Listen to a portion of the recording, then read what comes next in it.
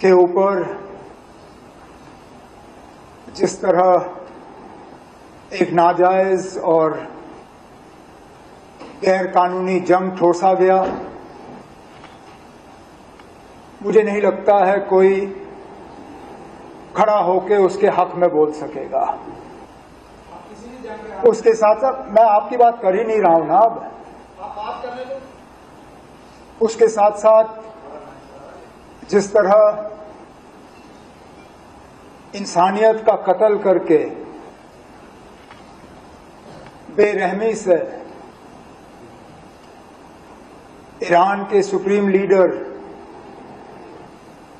Ayatollah खamenei साहब,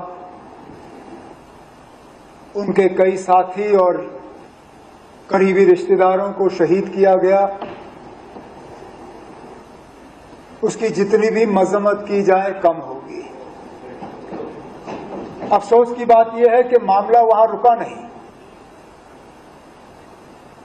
school में पढ़ते हुए मासूम बच्चियों को जिस तरह बेरहमी से मारा गया, मैं तो कहता हूं कि शायद ही हमारे रीसेंट हिस्ट्री में इस तरह के कोई वाकयों की हमें याददाश्त हो। और मकसद क्या, अभी भी समझ नहीं आता। अमेरिका के सदर की बात अगर आप सुनें तो उन्हें शायद खुद इस बात का एहसास नहीं है कि ये जंग ईरान के ऊपर ठोसा क्यों गया। सुबह रेजिम चेंज की बात करते हैं, दोपहर को स्ट्रेट ऑफ हॉर्मुज की बात करते हैं, शाम को तेल की कीमतों की बात करते हैं। उन्हें खुद शायद नहीं पता कि लगातार पिछले 3 हफ्तों से जो ईरान के लोग भुगत रहे हैं वो क्यों भुगत रहे हैं। अब हमें यह कहा गया यहां पे कि हमें कोई ऐसी बात नहीं करनी चाहिए जो डायरेक्टली हमें टच ना करे, लेकिन हमारे कितने बच्चे बच्चियां, कितने हमारे लोग ईरान में फंसे, तो वो तो डायरेक्ट हमें टच कर गया। आज हमारे पेट्रोल पंपों के बाहर लाइनें लगी हुई हैं, वो भी हमें डायरेक्ट टच कर गया। और सबसे ज्यादा हमारे जज्बात, हमारे एहसासात, हमारे फीलिंग्स को जो एक ठेस पहुंची, एक हमें दर्द हुआ, मुझे लगता है हम सबको यहां हाउस के सामने अपनी बात रखने का पूरा हक है।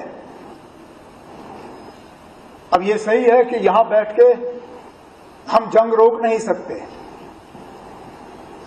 लेकिन मरकज में हमारी हुकूमत बार बार इस बात का जो है वो दावा करती है कि दूसरे मुल्कों के साथ उनके इतने अच्छे ताल्लुकात हैं, और मैं जानता हूं इस चीज को, है अच्छे ताल्लुकात। अमेरिका के साथ उनके ताल्लुकात अच्छे हैं, इजराइल के साथ ताल्लुकात अच्छे हैं, ईरान के ताल्लुकात तो मैंने खुद देखे जब मैं वाजपेयी साहब के साथ मिनिस्टर ऑफ स्टेट था एक्सटर्नल अफेयर्स का। बाकी ईरान के जो हमसाय मुल्क हैं उनके साथ ताल्लुकात। तो मुझे नहीं लगता है कि अगर यहां इस हाउस के तरफ से हम वजीर आजम हिंद नरेंद्र मोदी साहब से गुजारिश करें कि वो अपने दफ्तर का इस्तेमाल करके, अपने जो उनके पर्सनल रिलेशंस हैं इन सब लोगों के साथ, उनका इस्तेमाल करके इस जंग को जल्द से जल्द खत्म करें, ताकि वहां के लोगों की जो सफरिंग है वो खत्म हो जाए और ईरान को दोबारा एक मौका मिले कि वो पीसफुली जो है इस दुनिया में बाकी मुल्कों के साथ कोएग्जिस्ट करे।